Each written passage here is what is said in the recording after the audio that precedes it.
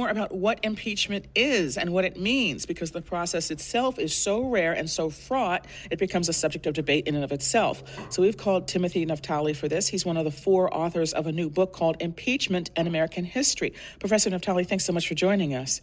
My pleasure, Michelle. So the standard for behavior worthy of impeachment is treason, bribery, or other high crimes and misdemeanors, which seems vague.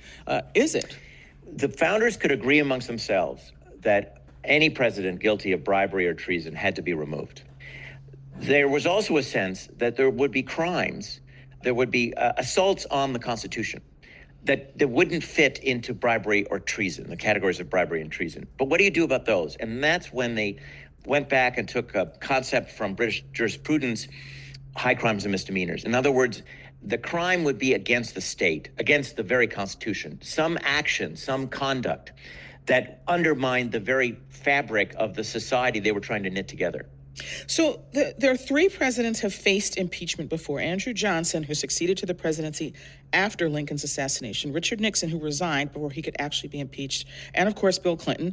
Both he and Johnson were acquitted by the Senate and finished out their terms, but no president has actually ever been removed from office. Why do you think that is? Because presidents that are about to be removed from office see the writing on the wall. Richard Nixon had a very good sense of his waning support in the Senate. And when he saw it collapse, he realized that if he hung on, he would be removed and he would lose his presidential pension. Interesting. So one of the complaints that President Trump is making and that his supporters are making is that this is a purely partisan process. Has that complaint been made before? Is that what people normally say, or is there something about this particular circumstance that's different? The reason that impeachment was kept on the shelf for over 100 years after the Johnson impeachment process was that it was viewed by all sides in the American political community as highly partisan. But it doesn't always have to be the case. Mm-hmm. And in the Nixon era, a period when I think we saw a model impeachment process, the Democratic leadership bent over backwards to make the process as bipartisan as possible. We keep hearing all kinds of comments particularly from former Republican members about what members of their caucus say privately, but there's no way to know how to evaluate that. We do know that publicly, the Republicans are insisting that this is partisan. The Democrats are insisting that no, it isn't. It's a constitutional matter. Do you see from where you sit a way to bridge this difference of perspective? Yes.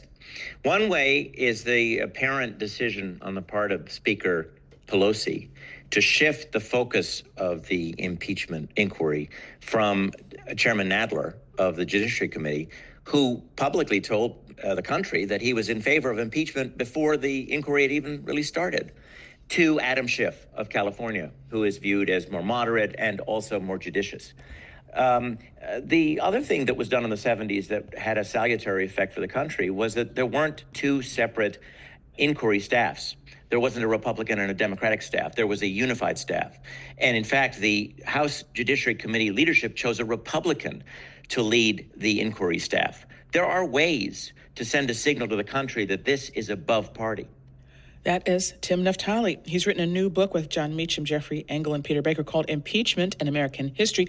He's also Clinical Associate Professor of History and Public Service at NYU, where he directs the undergraduate public policy program. We reached him in Des Moines. Professor Naftali, thanks so much for talking to us today. It was my pleasure, Michelle.